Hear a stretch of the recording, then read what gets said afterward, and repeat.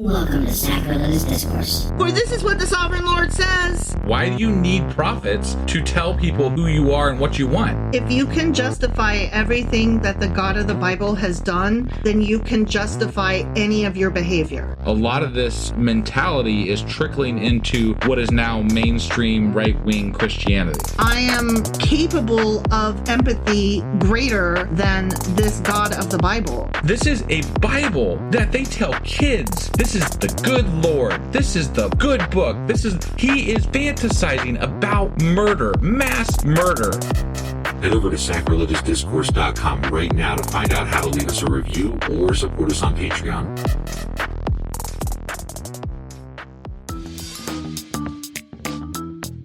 Hey there, sinners and saints. It's your favorite Bible-bashing duo from Sacrilegious Discourse, and we need your help. That's right, folks. We're raising funds for some heavenly equipment and a studio that doesn't sound like it's in the depths of hell. Our current setup, let's just say it's more apocalypse than audiophile. So if you want to hear us dissect the Bible without the background noise of demonic squirrels, chip in a few bucks. We're aiming for $5,000 to upgrade our audio and build a studio worthy of blasphemous banter.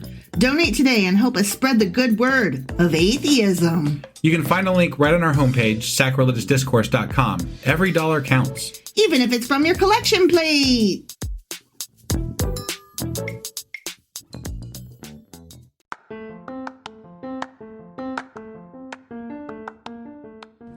Welcome to Sacrilegious Discourse. I'm husband. And I'm wife. Together, we're reading the Bible for the very first time. We grew up without religion and wanted to know what all the fuss was about. Well, what have we learned so far? That God is a dick, and apparently some people believe in talking donkeys. We're not trying to pass ourselves off as experts. Nope, we're just reading the Bible for the first time and giving our first take reaction. If you'd like to join us in this venture, you might consider starting at episode 1. Otherwise, jump in wherever you like. All right, let's go read the Bible. Yeah, let's get to it. Husband! Wife! Do you know where the fuck we are and how the hell we got here? Well, yesterday we read Ezekiel chapter 21. We did. And in that chapter, God polished his sword up and down and back and forth and all over the place. He did. Yeah, and God used his sword to kill, like, everybody. Or talked lot. about it. Or yeah, he's gonna use it to kill everybody a lot. But not till he shines it up real good. But he's gotta polish it so good. He's gotta polish his knob. It's gotta be done, yeah. So yeah, there was just a lot of like future killing prophecy shit happening. A lot of phallic symbol. Yeah, that too. Yeah. Yep, for sure. So that was essentially Ezekiel chapter 21. Sure as fuck was. Which means that today we're getting into Ezekiel chapter 22. Before we hop in, I do want to mention real quick that we are still in the midst of our Patreon drive. Ooh. I don't have anybody to shout out today, which means that we really need your help. Mm-hmm. That means that we don't have anybody currently new that is subscribed for this Patreon drive that we're doing. So right now would be a great time to hop off and go over to sacrilegiousdiscourse.com and click on the link at the top of the page where we're tracking our Patreon drive. Mm-hmm. So if you go there and click through, it'll take you to our Patreon page. We're trying to get up to a $400 per month level. Yep. And we have donation levels starting as low as $1 a month. Mm-hmm. So whatever your budget is, we have something available for you. Mm-hmm. And we would really, really appreciate your support. Yes. So that being said, let's go ahead and get into Ezekiel chapter 22. Okie dokie.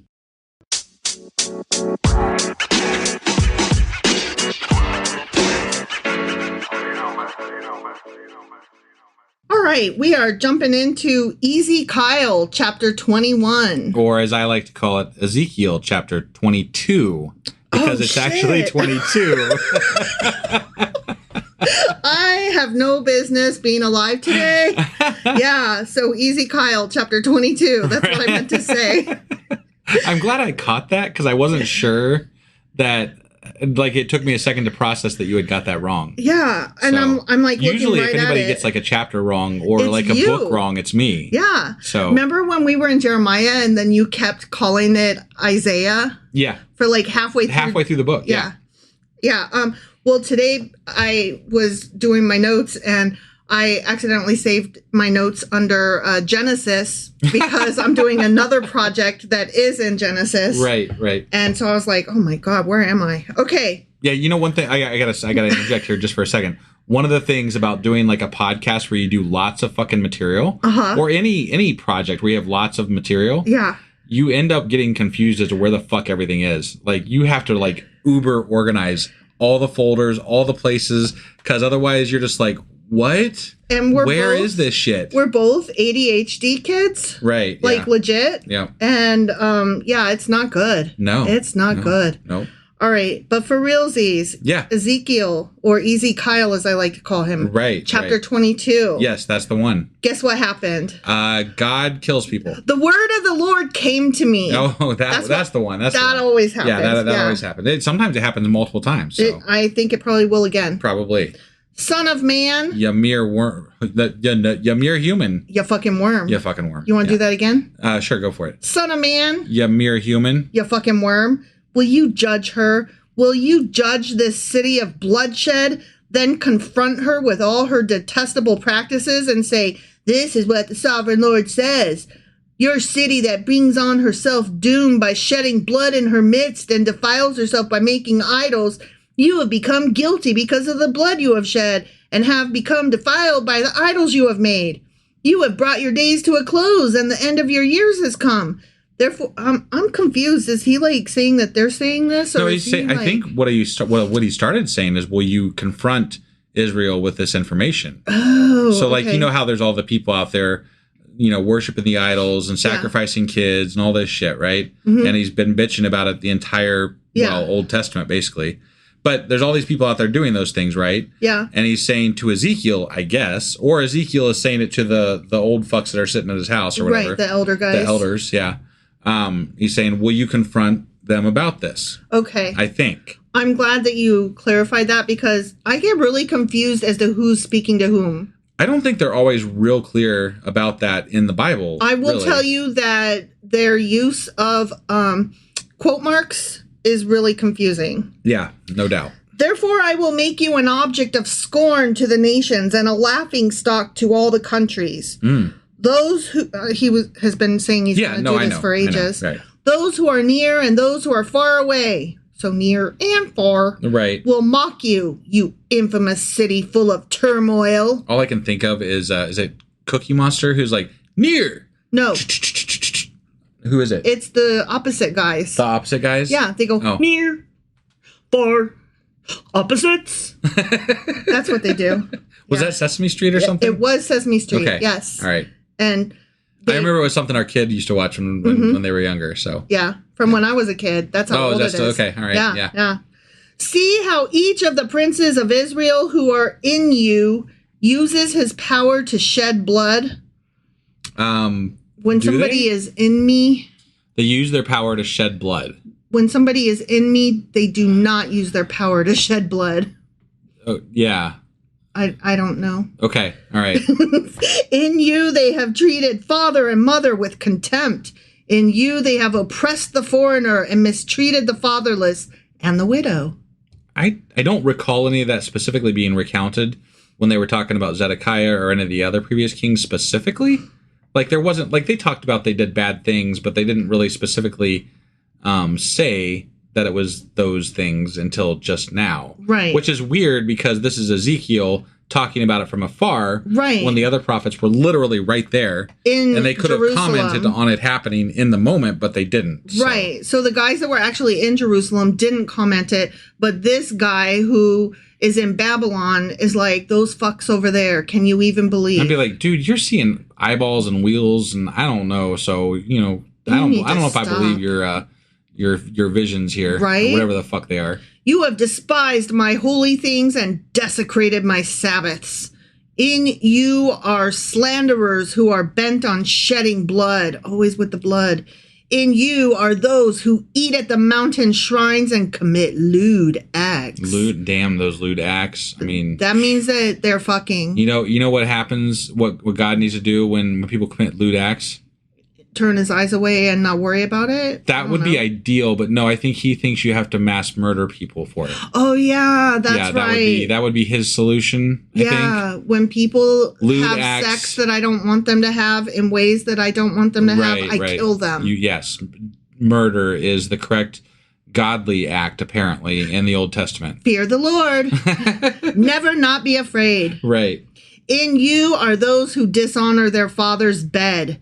In you are those who violate women during their period when they are ceremonially unclean. Dishonor their father's bed. Does that mean that they're sleeping with their mom? Probably. Like, I mean, that's an interesting, phrase. That's all. Yeah. It's interesting. Although I guess their mothers might not always be their mother. Right. Because a lot of the men had multiple wives. Right. So maybe it was just one of their wives. Yeah, they were fucking their stepmoms. And we've run across that a couple times where that was a big deal, that somebody did that to their father's wife. Concubine or whatever. Yeah. And they don't like that shit. Yeah. Well, I mean, nobody wants their kid to fuck their wife. Yeah, but no woman probably wants to be one of 100 women that a guy's fucking. I mean, I'm just saying, like if you look at it from that perspective, that not that anybody in the Bible gives a fuck about that. Right. But, to be fair to the women, right, they probably don't want to be in that situation either. Right. It's true. Like, did they want it? Who knows? Right. Who knows who they wanted to fuck, because nobody stopped to ask. Yeah. And I mean, we've already commented on having sex with women during their period being so ick to them that they can't even. Well, and according to God, that justifies murder as well. Which like is, these things that we're talking about all justify murder under God's eye, apparently. Which is just so grotesque. Like, don't worry about me and my period. I will fuck whom I please as long as it's consensual. You don't need to fucking worry about it. Right. Yeah. Like, we're not supposed to, like, one of the 10 commandments, right, is thou shalt not murder or whatever, right? Yeah. But when it comes to God can murder whoever the fuck he wants, and in mass quantities at that. What I'm thinking is that he would say, oh, it doesn't count as murder because I don't consider them human if they're sinners. Okay. That's what I'm thinking that people would say to excuse that, because then that gives them permission in their minds to go out and murder quote unquote sinners too. Yeah. Well, and as we've talked about with the falling back into some Old Testament thinking in Christianity today, and the Christian right, the far right, right. It's a dangerous mantra. It's a dangerous way to think about sin, as that it dehumanizes humans. And the second that you dehumanize humans, you can grant yourself the freedom to do whatever the fuck you want to them. Right, which is some of the danger of Christian nationalism. So. Yeah. In you, one man commits a detestable offense with his neighbor's wife. Another shamefully defiles his daughter-in-law. Oh, and another violates his sister, his own father's daughter. Jiminy Christmas. Christ. These people just be They're fucking all messes. Still, I don't feel like any of this, unless it's not consensual. And even if it is not consensual, I don't think death is the answer. But some of them definitely, whatever. This whole thing's so fucked up. The whole thing is so fucked up because these are just messy people. Right. Yeah. These are messy people. I don't think they need to be murdered, but they definitely needed to be on an old episode of Jerry Springer. We're still messy people, but you know what? We don't send people to the chair for fucking their sister. You stepped on my Jerry Springer joke. I apologize. But you're right. Incest is bad, and you shouldn't, but I don't think that murder is the correct response. Right. Like, let's not throw out the baby with the bathwater. Yeah. That's one of my favorite no things. One's trying to, throw Rudy Giuliani in jail. Right. So, and he married his fucking cousin. Right. Ew. Yeah.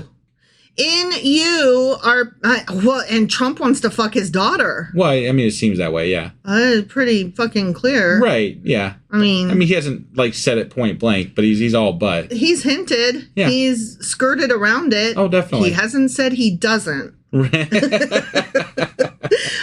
Let me just tell you this. If there were rumors that I wanted to fuck somebody that was related to me in a way that's wrong, yeah, I would be out front of that rumor trying to deny it. You would think, right? You would be denying the fuck out of that, yeah. Yeah, and he is not quiet. But you know what? Trump doesn't deny anything. It's true. He just lets things happen, and then he doubles down, if anything. Yeah. That's his whole... fact that he hasn't said one way or another about it, that kind of makes me think that it's the one thing that he knows is wrong. Yeah. Because he's not said one word. Oh, yeah. And that's weird for him. Right. In you are people who accept bribes to shed blood. Yeah, I mean, just be like God. Don't need to be bribed to kill people. Just on a whim, you just go do it. Yeah. You know? Yeah. You take interest and make a profit from the poor. You extort unjust gain from your neighbors. Man, that would be a rough one for today's society. Mm-hmm. You know? Mm-hmm. Yeah. Like, how do you get away from abusing the poor? I don't know, but like, I would that's feel what like America's built on. I mean, really, yeah. Like they like to say this is God is, you know, America is God's country or whatever, right? Mm-hmm. Like I don't know, like everyone has adopted like this. God likes America, right? Sure, he was born here. America. Yeah. But I mean, there's nothing about this country to me that like embodies any idea of anything that remotely resembles religion. Capitalism it's very is self-centered, you know? Capitalism is like the ideal Old Testament God in his worst ways. Right. Not on his best day when he's writing rules that say, let the poor come along and eat from your groves. No, there are some nice things that God has said throughout the Old Testament with regard to the poor, but he has also countered those with some shitty things. Well, so it is what it is. But And you have forgotten me, declares the sovereign Lord. I will surely strike my hands together at the unjust gain you have made, and at the blood you have shed in your midst. Will your courage endure, or your hands be strong in the day I deal with you? I, the Lord, have spoken, and I will do it. He's going to do it. He's going to do it. He's going to kill people. Mm-hmm. Yep. I will disperse you among the nations and scatter you through the countries. Again, still some more. Okay. Well, at least he's going to kill and scatter, because he said both. So Yeah. And I will put an end to your uncleanness. You going to stop them fucking each other? He could, according to the Bible. Like in the Bible, he has the ability to change people's hearts. So he also has the ability to give them leprosy. Right. Yeah. Because he's done that there too. There are other forms of punishment he could enact other than murder. He could pummel them with birds. He did that once. Yeah. Yeah. He threw snakes at him too. Oh, he did. I forgot about that. And fire. Yeah. Yep. He could open the earth and let him fall in a chasm. He did that too. Yeah. Damn. When you have been defiled in the eyes of the nations, you will know that I am the Lord. That's when I'll know. when your neighbors think you are so pathetic that you can't hardly stand it, you'll know that I am God. Yes. And that is the day that you will love me. Yeah. Well, who knows? Whatever. Then the word of the Lord came to me. Again. Still some more. Yep. Son of man. You mere human. You fucking worm. The people of Israel have become dross to me. You know, dross is the dregs. Yeah. Like when you're... I've heard that. He's used that word before. Yeah, so. It's the... when you're pouring liquid, like the wine or the coffee or whatever, from one container to the other. To get the sediment out and basically all that. Yeah, so that it's refined each time you pour it. Sure. You have less and less of the grody. Yep. And then what you're left with is the dregs. That's called the dross. Got it. So... The people of Israel have become dross to me. All of them are the copper, tin, iron, and lead left inside a furnace. Interesting. I haven't heard them reference metal since the Pentateuch. Yeah. Like the Pentateuch, they used like differences in metal to indicate status and different things like that, right? Right. But I haven't heard that since the Pentateuch until just now. That reminds me, I was re-listening to the first episode that we did, Genesis chapter 1. Yeah. And interestingly, we were discussing the fact that there was gold in the Garden of Eden. Yeah. And how God was like, there's gold, it's awesome. And we were like, why? Why do they fucking care? They're in the Garden of Eden. There's literally two humans. Like, they don't need any one rock more than another. Right. Like, who are they trading with? Because that's the only thing that gold is good for in that particular, like, excitement about gold is its value for trade. Yeah. So that right there proves that I don't think that story was everything it was cracked up to be. No. Right. So, yes, metals. They are but the dross of silver. Therefore, this is what the sovereign Lord says. Is it? Because you have all become dross, I will gather you into Jerusalem. Because you have all become dross, I will gather you into Jerusalem. You're all nasty, so I'm going to bring you home and put you where you want to live. Like, what? Well, I'm imagining he's bringing them to Jerusalem to then bring the sword or some such to kill them awful all. thing to them. Right. Okay. So. As silver, copper, iron, lead, and tin are gathered into a furnace to be melted with a fiery blast, so will I gather you in my anger and my wrath and put you inside the city and melt you. There you go. There it is. There's the murder that we love and adore. There's the happy ending, not in any way whatsoever. Right. Yep. I will gather you and I will blow on you. Yeah, you will. With my fiery wrath. And you will be melted inside her. Wow. I love a good melting. I mean, this is pretty interesting imagery. Mm-hmm. I haven't heard him use like melting and, turning it into a furnace before. That's a new one. But I just can't help but still compare this to the Benedict Cumberbatch version of Sherlock when Moriarty says, "I'll burn you." Yeah. Like, that's what I always think of when God does that. Right. When he's getting ready to burn people. Yeah. That dude that plays Moriarty, he is currently in a remake of The Talented Mr. Ripley. Huh. I believe it's on Hulu and it's called Ripley. Got it. And I kind of want to watch it because I love that actor. I did like the Moriarty character. He's a good actor. I love him. Yeah. I would watch anything with him at this point. For sure. I'll burn you. As silver is melted in a furnace, so you will be melted inside her, and you will know that I, the Lord, have poured out my wrath on you. I mean, I would imagine if you melted it in Jerusalem, they're not going to know anything because they're dead. They're dead. Yeah. They're melted. They know that they got melted, or they knew they were being melted, and then they got melted, and then they knew nothing. So do you think that it's like in Indiana Jones and that's what I was imagining. Raiders of the Lost Ark, when they opened the ark at the end and the dude melted? Well, I mean, if you're talking like God's talking about blowing his breathy furnace into Jerusalem and melting them all, so that's kind of what I was imagining. Yeah. Shut your eyes, Miriam. Don't look. Yeah, that seems very. I mean, that might almost be where they got the imagery for that scene for that movie. I don't know. Possibly. I don't know, but he's melting them. He's definitely melting them. Again, the word of the Lord came to me. Okay. As it does. Yep. Son of man. You mere human. You fucking worm. Say to the land, you are a land that has not been cleansed or rained on in the day of wrath. There is a conspiracy of her princes within her, like a roaring lion tearing its prey. They devour people, take treasures and precious things, and make many windows within her. So first he was talking about how much the people suck, and now he's talking about the leaders themselves. Yeah. Okay. We talked about this a little bit last time, but you know how they're referring to the princes, which are kings, actually. Yes. Because Zedekiah essentially is who they're referring to. Yes. But they're referring to them as princes because that's the way they speak about them in Babylon, because that's where Ezekiel is, right? Right. And they're like, that's not the proper king because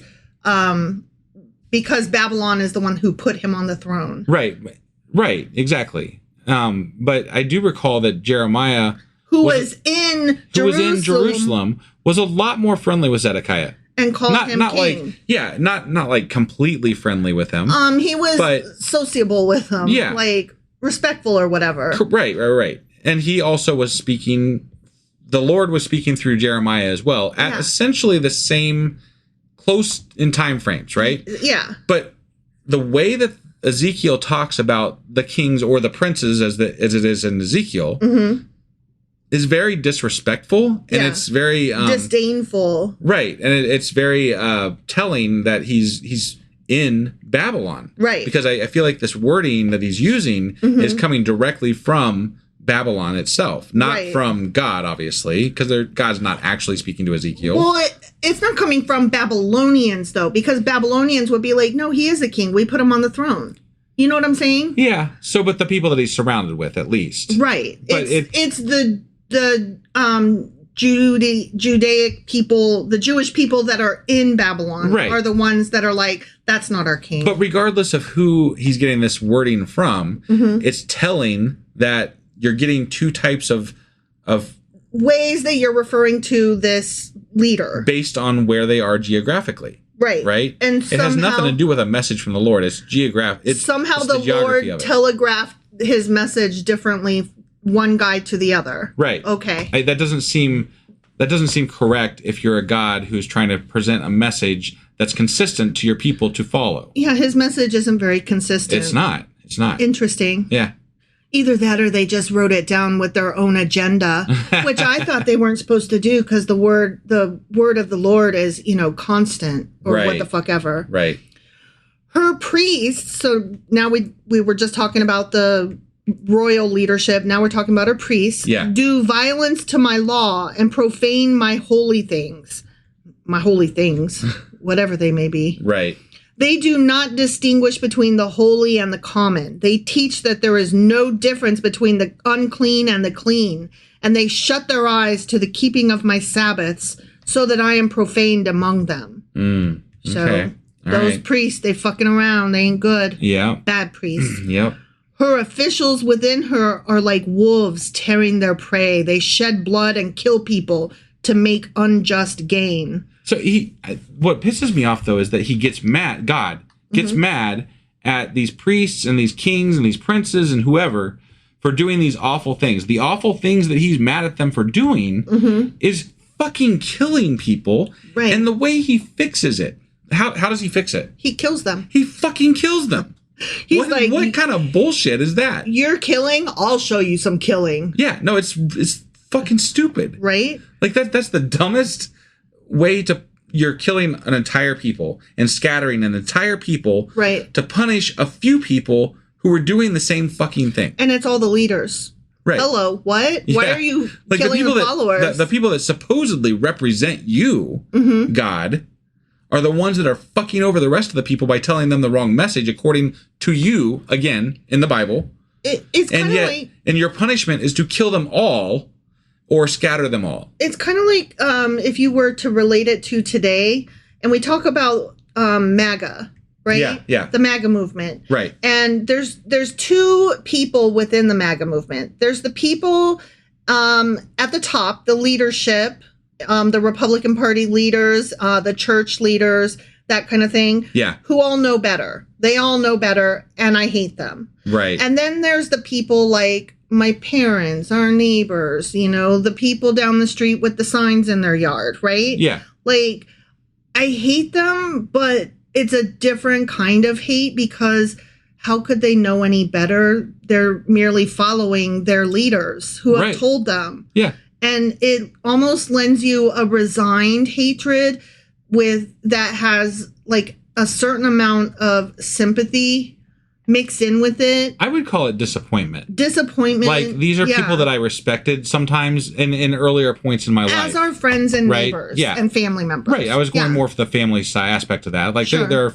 are friends and family members from years ago that I respected their viewpoints on things, but now that the media has engulfed them in this cocoon of information that is directly pointing them towards this one idea, they have no way to escape that, and they have no way to understand that the vitriol that they're spewing out every day with regard to their religion and their politics is so toxic that it's not even you can't even. You don't know it's just, where it's to just start. It's just fucking pure hate, essentially. Yeah. And if you want to have that conversation, you have to convince them to come so far back from where they are currently that it's not even something that is reasonably able to be done, usually. And that's why you have to look up ways to deal with people in cults. Right. And you have to deal with them differently. You can't just present facts to them because they don't agree with facts. And if you can't even start from the sky is blue fact, then the conversation can't even be had. Right, so there are different ways to deal with people in cults than with just, arguments or discussions that you're having with somebody where you're both starting from the same point. Right. And where you're both wanting the same end, which is to still be friends at the end. Yeah.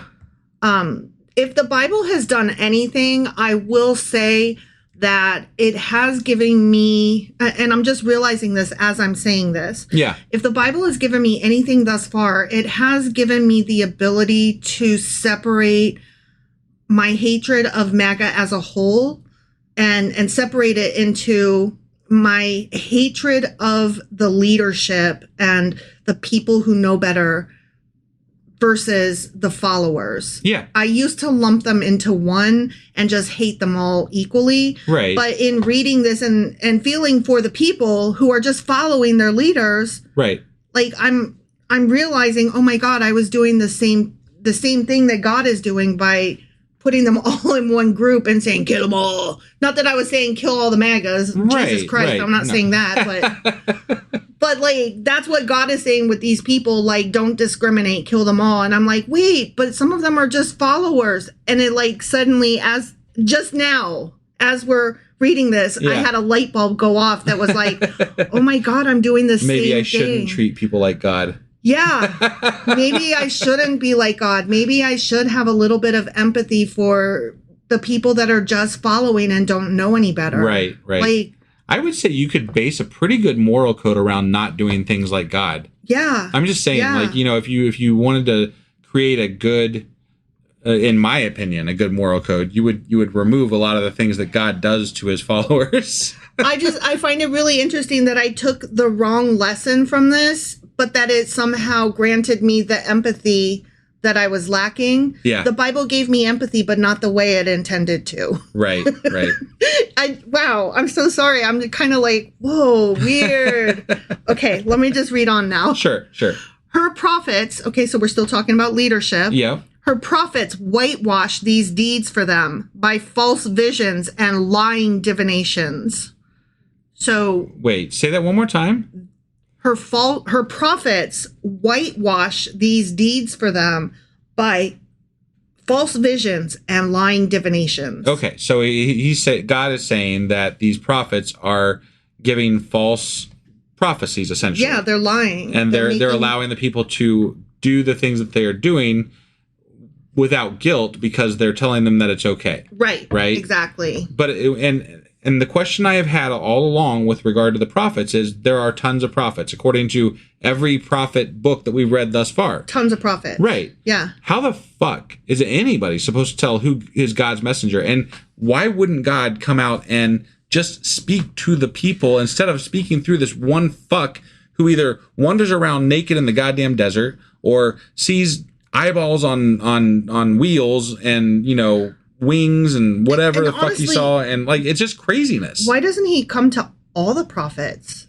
If he doesn't want to talk to the people themselves, okay, whatever, you have a God complex, I get it, right?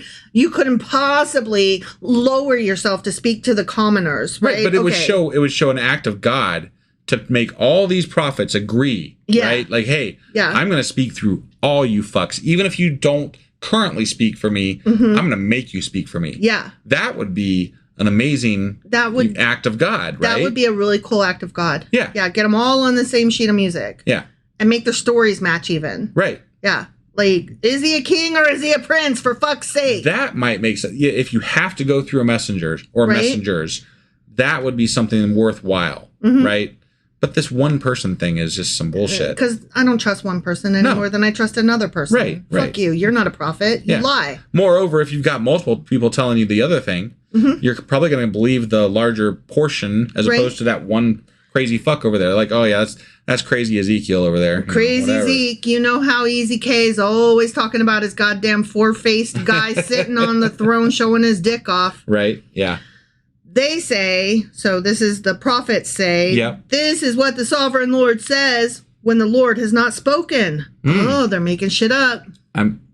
Those liars. It's funny to me because they being this book, the Bible in general, is also making shit up. Right. So. Like, douchebag says what? Right.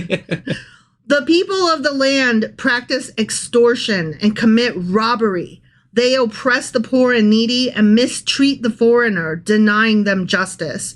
I looked for someone among them who would build up the wall and stand before me in the gap on behalf of the land, so I would not have to destroy it, but I found no one. You are fucking God. And you're talking, you're saying this to Ezekiel? Like you also said similar things to Jeremiah. Like you've found got multiple. No one? Right. There was Baruch that was helping Jeremiah. Like who there was that Ethiopian who may or may not have been Baruch. Right. What do you mean you found no one? No one. What the fuck does that mean? Not a one. Like, That makes except no except for sense. the ones that I found no one. That's Right. not what it says, though. Right. It just says, period, the end, I found no one. Yeah. Like, then you're a I liar. call bullshit on that. Yeah. Yeah. So I will pour out my wrath on them and consume them with my fiery anger, bringing down on their own heads all they have done, declares the sovereign Lord. The end. Okay. All right. Well, Crazy. So again, I'm more gonna get ya. death, more suffering. God's gonna kill people, and Every chapter, I'm gonna get you. yeah, I mean, Ezekiel has been one of the more wrathful books thus far. Mm-hmm. This is very That fire and hell bent brimstone. on destroying people. He's gonna get you, but he's gonna get you hard. Right. He's gonna kill you so much. Right. So I gotta say something real quick. So like this is kind of off subject, but As we do. Yeah. So earlier today I was getting ready to get our podcast going tonight, and I went into Discord and I was like chatting with somebody. I was like, hey, we're getting ready to do our podcast. We're gonna be streaming on 4 services tonight. Like, we're probably gonna blow the internet up or something. Sorry. Anyway, and then one of our fans, Fern, I've used their name before, so I can use it again. Fern was like, you're gonna blow things up. What are you doing? And I'm like, ye of little faith. And it occurred to me as I had written half the sentence that I was like, wait, yeah, that actually applies to us. But so I tacked on an LOL, and Fern was like, yeah, I am. What? Yes. Like, that tracks. You have said the truth, and Right. then Yeah. Hi, Fern. Yeah, right. Yeah. All right. So that before we get out of this, I do want to say that this was a live episode that we did on all the things. YouTube, Twitch, Twitter, and Facebook. Right. Yeah. So all the things. Yes. And we do this every Monday and Wednesday at 10:30 p.m. Eastern. Mm-hmm. And you're more than welcome to hop on any of those platforms and join us there. Mm-hmm. And then on Tuesdays, which is tomorrow's episode, and we do a live on Discord. Yes. So if you catch this episode in the morning tomorrow, That's at 10 p.m. That's at 10 p.m. Yes. Yeah, but that one is actually, in my opinion, the most fun because we actually converse over there, and we talk. We stick around after We have and like hang a bit of an out. after party, and it's so much fun. Like, that is our favorite space. And everybody laughs at us and makes fun of us, and sometimes we say clever things, but usually we don't. A good time is had by all. That is very true. Very true. So we would love for you to join us there. And I think that is all we have, unless you had any notes to go over or anything like that. I have no notes for this. No notes. Yeah, just a lot of death. It be what just it be. a lot of death. Yeah. All right. Well, that was Ezekiel chapter 22. Sure as fuck was. Which means that tomorrow we will be back with Ezekiel chapter 23. All right. We'll see you then. Bye.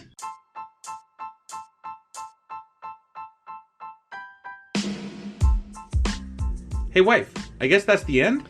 But husband, that's just sad. It doesn't have to be. We are on lots of social media platforms like Twitter. Our handle there is sacrilegious_D. For D's nuts. Oh my God. Stop doing that. Anyway, we're also on Facebook, Instagram, and Pinterest. There's a link to all of our social media sites at our website. Ooh, we have a website? Yeah, it's sacrilegiousdiscourse.com, where you can also find a link to our merch shop. We have a merch shop? Yep, we have podcast-themed clothing, mugs, notebooks, and more, as well as an atheist and science-themed products. Wow, our fans should really go check that out right now. Definitely. They can get in touch with us by sending an email to sacrilegiousdiscourse@gmail.com. But before they do that, we could really use some help. Oh yeah? With what?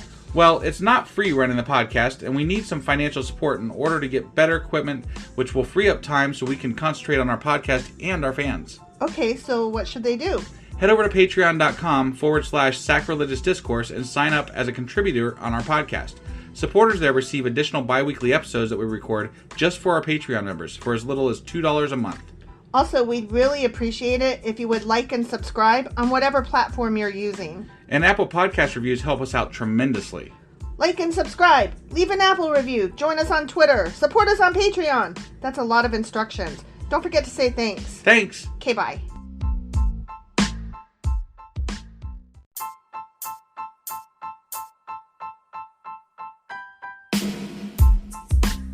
Hey, wife, I guess that's the end? But husband, that's just sad. It doesn't have to be. We are on lots of social media platforms like Twitter. Our handle there is sacrilegious_D. For D's nuts. Oh my God. Stop doing that. Anyway, we're also on Facebook, Instagram, and Pinterest. There's a link to all of our social media sites at our website. Ooh, we have a website? Yeah, it's sacrilegiousdiscourse.com, where you can also find a link to our merch shop. We have a merch shop? Yep, we have podcast-themed clothing, mugs, notebooks, and more, as well as an atheist and science-themed products. Wow, our fans should really go check that out right now. Definitely. They can get in touch with us by sending an email to sacrilegiousdiscourse@gmail.com. But before they do that, we could really use some help. Oh yeah? With what? Well, it's not free running the podcast, and we need some financial support in order to get better equipment, which will free up time so we can concentrate on our podcast and our fans. Okay, so what should they do? Head over to patreon.com/sacrilegious discourse and sign up as a contributor on our podcast. Supporters there receive additional bi-weekly episodes that we record just for our Patreon members for as little as $2 a month. Also, we'd really appreciate it if you would like and subscribe on whatever platform you're using. And Apple Podcast reviews help us out tremendously. Like and subscribe. Leave an Apple review. Join us on Twitter. Support us on Patreon. That's a lot of instructions. Don't forget to say thanks. Thanks. Okay, bye.